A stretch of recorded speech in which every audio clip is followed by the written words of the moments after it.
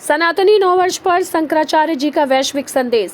30 मार्च 2025 को सनातनी नववर्ष के अवसर पर ज्योतिष पीठाधीश्वर जगत गुरु शंकराचार्य स्वामी अविमुक्तेश्वरानंद सरस्वती जी महाराज ने पूरे विश्व के सनातन धर्मियों के लिए नववर्ष संदेश जारी किया। इस दौरान शंकराचार्य जी ने सनातनी पंचांग का विमोचन कर वार्षिक फलादेश का वाचन भी किया।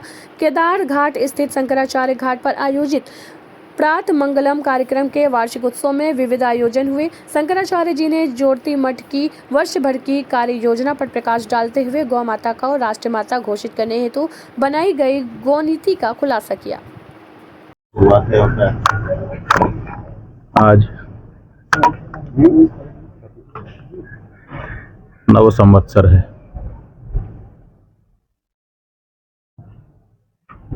ये गणना सृष्टि के प्रथम दिन से चली आ रही है। सनातनी जो समाज है उसका विश्व को सबसे बड़ा योगदान दो है, जो किसी और समाज के द्वारा नहीं दिया गया है। एक, सृष्टि के पहले दिन से ही काल गणना। सबसे पहले हमारे यहाँ आप जानते हैं, सनातन धर्मी जब कोई भी कार्य आरंभ करता है तो सबसे पहले संकल्प करता है। उस संकल्प में काल की गणना कर दी जाती है। तो जब ब्रह्मा जी ने पहली बार सृष्टि रचना आरंभ की तो उन्होंने पहली बार संकल्प किया पहले दिन, और तब से लेकर के आज तक सनातन धर्म के अनुयायी निरंतर प्रतिदिन काल गणना करते चले आ रहे हैं। लगभग 2 अरब वर्ष हो गए तब से ये काल गणना निरंतर परंपराया हम लोग करते चले आ रहे हैं। ऐसा विश्व में किसी दूसरे समाज के द्वारा किया गया दिखाई नहीं देता है। यही नहीं, जो वेदों का उच्चारण है, ब्रह्मा जी ने पहले दिन जिस तरह से अपने श्रीमुख से किया था, वही उच्चारण परंपरा सुन सुन करके आज तक 2 अरब वर्ष तक निरंतर बनाए रखना, ये भी सनातन समाज का विश्व को योगदान है, जो बहुत बड़ा योगदान है। हमारे यहाँ माना जाता है कि आज ही के दिन, चैत्र मास के शुक्ल पक्ष की प्रतिपदा के दिन ब्रह्मा जी ने सृष्टि की रचना आरंभ की थी, और वो भी सूर्योदय से। तो सूर्योदय से ये आरंभ होता है। लंबे समय से यही परंपरा चली आ रही है, उसका पालन आज हम लोग यहाँ पर कर रहे हैं। और सच मानिए तो भारत का यही नव संवत्सर है। भारत का जो संविधान है, उस संविधान में जो प्रस्तावना लिखी गई है उसमें विक्रम संवत का उल्लेख किया गया है। इसका मतलब है कि भारत का जो संवत्सर है वो यही विक्रम संवत्सर है। और जो भारत में कमेटी बनाई गई थी कि भारत का कैलेंडर कौन सा हो, उसने भी विक्रम संवत की ही अनुशंसा की थी।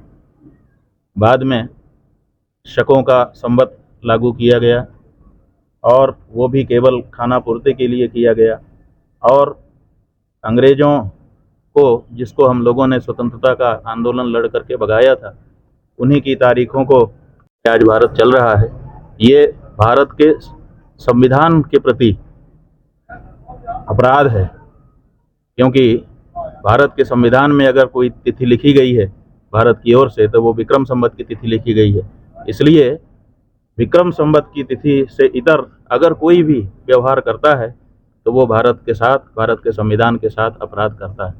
इसलिए आज हम लोगों ने यहाँ काशी में बैठ करके इस आयोजन के माध्यम से ये भी घोषणा की है कि हमारा संवत्सर, हमारा माने भारत का संवत्सर विक्रम संवत्सर ही है, और आज हमारा नया वर्ष आरंभ हो रहा है।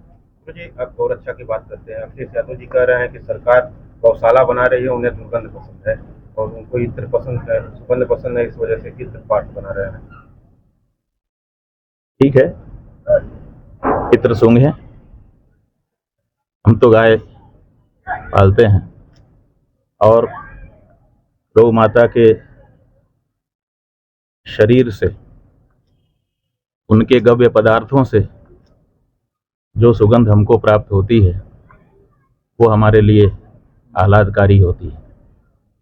ये जो इत्र हमारे यहाँ आया है, जिस इत्र की वो बात कर रहे हैं,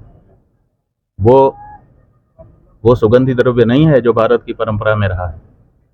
ये इन्हीं आक्रमणकारियों के साथ आई है वो विधा, और उनके महफिलों में वो सुगंध उड़ती है। हमारे यहाँ तो गव्य पदार्थ जो हैं वो हमको पोषण भी प्रदान करते हैं और हमारी आत्मा को आह्लादित भी वही करते हैं। इसलिए अगर उनको गौ माता के गव्य से दुर्गंध आ रही है तो दुर्भाग्य ही है, इससे ज़्यादा क्या कह सकते हैं।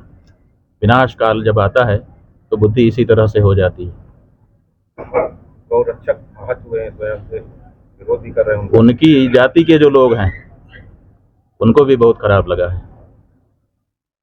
विरोध इतना भी नहीं हो जाना चाहिए कि माँ जो है वो बुरी लगने लगे। गाय हमारी माँ है और उसकी सुगंध आपको बुरी लग रही है, इससे बढ़कर के दुर्भाग्य और कुछ नहीं हो सकता। महाराज जी, बनारस में भी औरंगाबाद का नाम बदलने, औरंगजेब के नाम से भाई बदल ही देना चाहिए। ये हमको बड़ा खराब लगता है कि टुकड़े टुकड़े में आज ये नाम बदलेंगे, आज वो नाम बदलेंगे। क्यों नहीं? भारत की संसद में ये प्रस्ताव आता है कि आक्रमणकारियों के द्वारा जो कुछ हमारे मूल स्वरूप में परिवर्तन किया गया था उसको हम रिस्टोर करने के का कानून पारित करते हैं। तो पूरे देश में जहाँ जहाँ आक्रमणकारियों के द्वारा हमारे पुराने नामों को बदला गया था उसको पुनः यथावत करने का कानून क्यों नहीं पारित कर दिया जाता है? ये अच्छा नहीं लगता है कि रोज रोज यही बात चले, रोज रोज एक एक बोर्ड बदला जाए, फिर दूसरे दिन दूसरा बोर्ड बदला जाए, तीसरे दिन तीसरा बोर्ड बदला जाए। ये क्या तरीका है? इसलिए जो लोग ये कर रहे हैं अच्छा कर रहे हैं, हम उनका अभिनंदन करना चाहते हैं, लेकिन एक साथ करें। भारत की संसद में प्रस्ताव ला करके पूरे देश के लिए कानून बना दें।